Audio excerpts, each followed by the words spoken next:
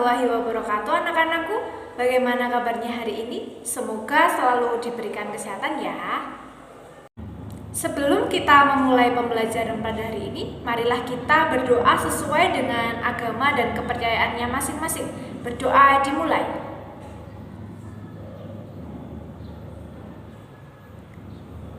Berdoa selesai.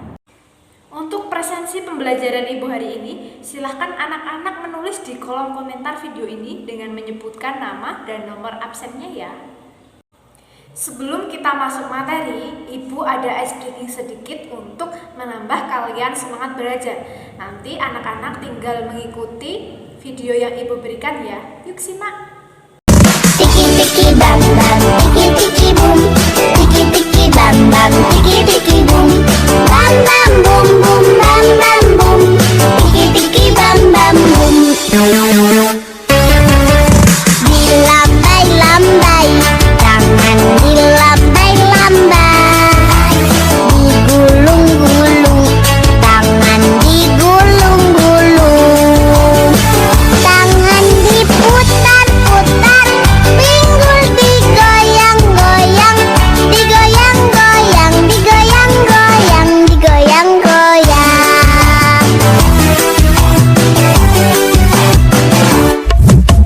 Tiki-tiki bam bam, tiki-tiki boom, tiki-tiki bam bam, tiki-tiki boom, bam bam boom boom, bam bam boom, tiki-tiki bam bam boom. Nah, bagaimana dengan ice breaking tadi anak-anak? Semoga dengan ice breaking yang Ibu berikan dapat menambah semangat kalian untuk belajar ya. Sebelum Ibu menjelaskan materi hari ini, Ibu akan menampilkan sebuah teks. Nanti Ibu akan membaca dan kalian mendengarkan teks tersebut. Setelah itu, nanti ada 3 pertanyaan untuk kalian jawab ya anak-anakku. Teks ini berjudul disiplin. Selamat siang, salam sejahtera dan semoga kita semua tetap dilindungi di masa yang sulit ini. Hadirin sekalian, pada kesempatan kali ini saya ingin menyampaikan sebuah pesan singkat untuk membawa potensi diri kita semua ke tahap yang lebih baik. Apa suatu hal yang dapat benar-benar mengeluarkan potensi kita itu? Hal tersebut bukan lain adalah disiplin. Ya, disiplin dalam arti sederhananya, yakni mampu menjaga konsistensi dan konsekuen terhadap kewajiban apa yang hendak dan sedang kita lakukan. Kita sebagai civitas sekolah sudah sepatutnya menanamkan disiplin diri yang tinggi dalam kehidupan sehari-hari, termasuk kegiatan pembelajaran. Tanpa disiplin, seseorang yang pintar dan luar biasa cerdas pun tidak akan mampu mengeluarkan potensi dirinya. Ia tidak dapat menghasilkan sesuatu yang bermanfaat bagi dirinya sendiri, apalagi untuk orang lain. Mengapa? Karena proses kreatif itu membutuhkan disiplin yang tinggi. Jika seseorang tidak secara disiplin mengerjakan pekerjaannya, pekerjaan itu tidak akan pernah selesai. Kurangnya disiplin diri juga akan menghambat suatu pekerjaan menjadi lebih lambat. Artinya, pekerjaan tak kunjung selesai karena tidak adanya konsistensi pengerjaan yang akan segera membuatnya selesai. Di era revolusi industri 4.0 yang serba cepat ini, kurangnya disiplin mengancam seseorang untuk tidak dapat bertahan melawan arus lalu lintas pekerjaan yang begitu cepat. Disiplin juga merupakan pondasi utama kompetensi seseorang. Mengapa? Karena disiplin adalah satu di antara bagian dari soft skill yang merupakan penentu sukses atau tidaknya seseorang di dalam kehidupan. Menurut Dr. Syahrial Muchtar, Vice President Stakeholder Relation PT Pertamina, soft skill adalah kunci keberhasilan dalam dunia kerja. Dengan demikian, melatih disiplin diri merupakan aspek penting yang tidak boleh terlewatkan bagi kita semua. Disiplin adalah kunci sukses kehidupan kita dalam segi atau dimensi apapun tanpa terkecuali. Memang, menjaga kedisiplinan itu bukan hal yang mudah dan bisa menjadi berat. Namun, Mario Teguh, motivator Indonesia, pernah berkata bahwa penderitaan karena disiplin lebih baik daripada penderitaan karena penyesalan. Demikian pesan yang ingin saya sampaikan pada kesempatan kali ini. Semoga kita semua dapat terus menjaga dan berlatih secara berkelanjutan agar dapat menjadi individu yang disiplin. Terima kasih atas perhatiannya. Yuk kita bahas terlebih dahulu manakah yang termasuk pernyataan posisi, manakah yang termasuk tahap argumen, dan mana yang termasuk pernyataan posisi. Simak di penjelasan Ibu selanjutnya ya.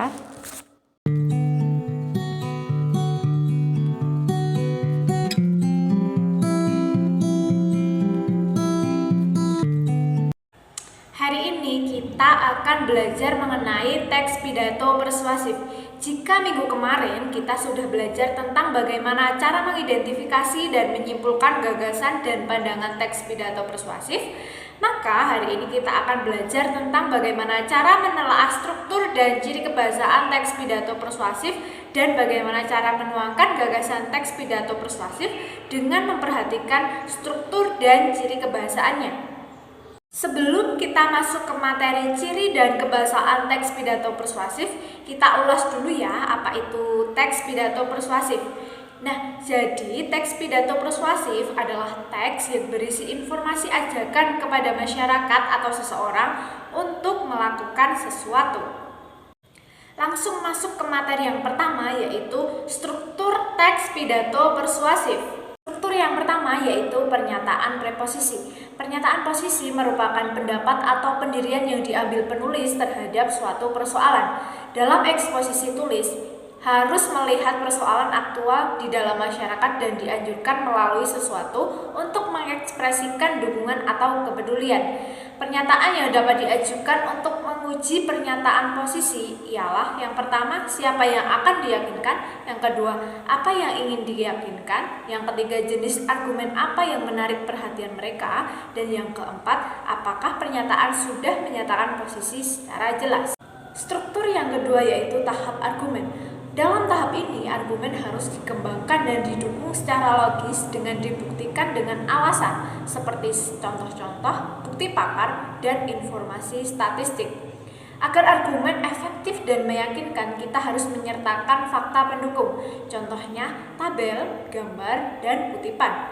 Penggunaan istilah yang kurang jelas maknanya sebaiknya harus dihindari. Urutan argumen tergantung penulis, mulai dari argumen yang paling kuat atau mulai dari yang lebih lemah hingga ke yang paling kuat. Setiap pengembangan pikiran atau argumen berisi sejumlah kalimat, dan setiap paragraf harus disusun dengan kalimat topik yang berkaitan dengan gagasan utama paragraf sebelumnya. Hampir semua paragraf memiliki satu gagasan utama yang dikembangkan dan membentuk bagian dari teks eksposisi secara keseluruhan. Yang ketiga yaitu penguatan pernyataan posisi. Dalam bagian ini argumen harus ditonjolkan karena berisi simpulan posisi yang telah disajikan untuk memperkuat pernyataan posisi.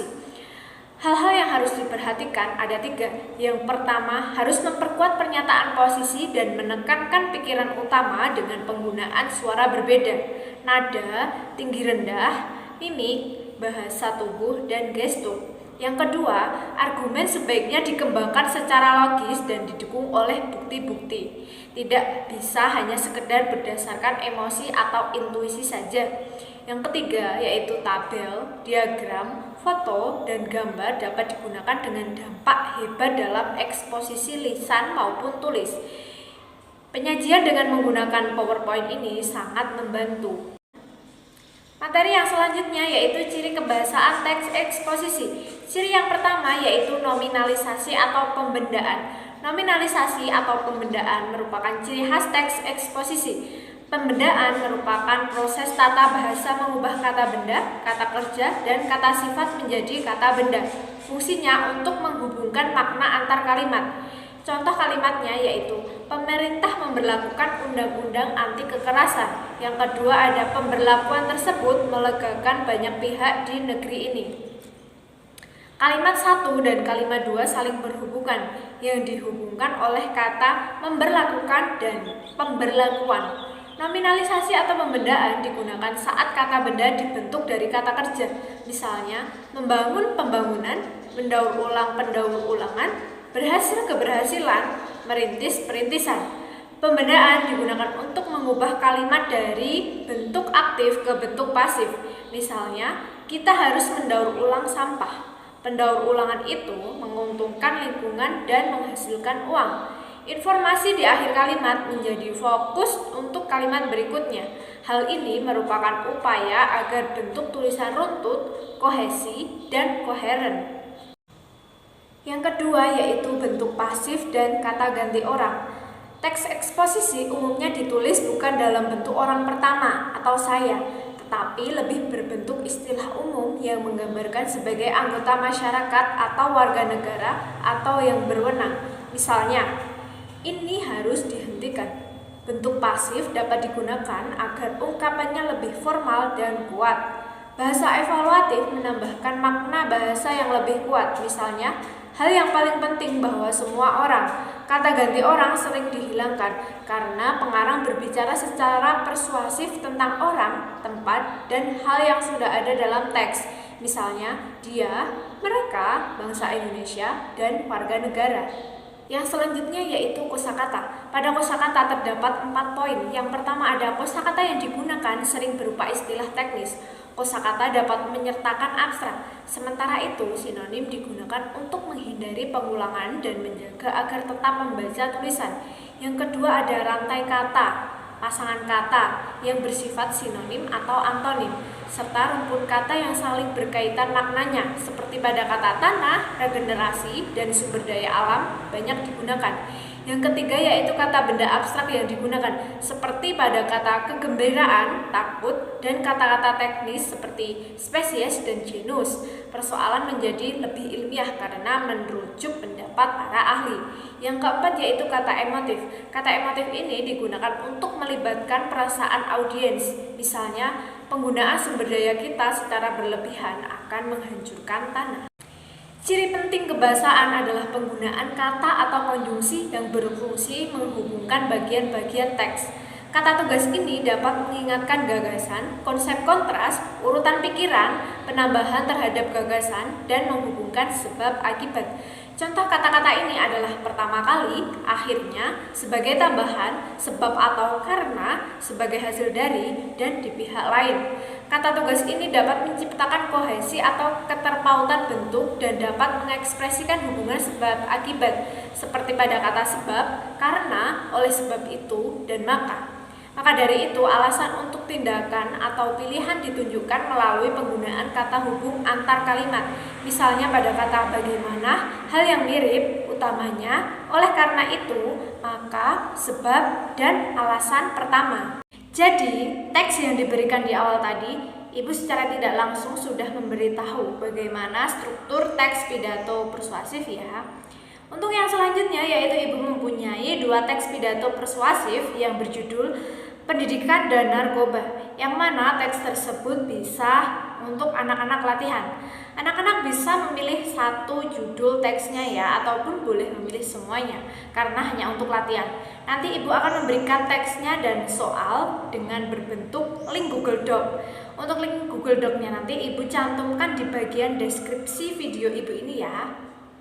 Untuk latihan yang Ibu sampaikan barusan itu merupakan tugas yang pertama. Untuk tugas yang kedua yaitu membuat teks pidato persuasif dengan memperhatikan struktur dan ciri kebahasaannya ya. Jadi tugas yang pertama Ibu memberi teks kalian untuk berlatih bagaimana bentuk teks pidato persuasif itu, apa saja struktur dan apa saja ciri kebahasaannya. Oleh karena itu, tugas yang kedua yaitu anak-anak berlatih menulis teks pidato persuasif dengan tema pendidikan atau anak sekolah. Tema tersebut Ibu pilih karena sesuai dengan kalian sebagai peserta didik. Dari materi dan latihan soal yang Ibu berikan, apakah ada yang ingin ditanyakan? Jika ada yang ingin ditanyakan, bisa ditanyakan lewat kolom komentar video ini ya. Nanti Ibu akan menjelaskan apa yang anak-anak tanyakan. Semoga materi hari ini dapat dipahami oleh anak-anak ya, dan dilancarkan dalam mengerjakan latihan soalnya ya. Tetap semangat untuk belajar ya anak-anakku. Karena penjelasan Ibu sudah selesai, Ibu cukupkan sampai di sini ya. Sebelum Ibu tutup, marilah kita berdoa sesuai dengan agama dan kepercayaannya masing-masing. Berdoa dimulai. Berdoa selesai. Terima kasih sudah mengikuti pembelajaran Ibu pada hari ini. Semoga yang Ibu sampaikan hari ini dapat bermanfaat bagi kalian semua. Ibu tutup ya. Wassalamualaikum warahmatullahi wabarakatuh. Bye-bye.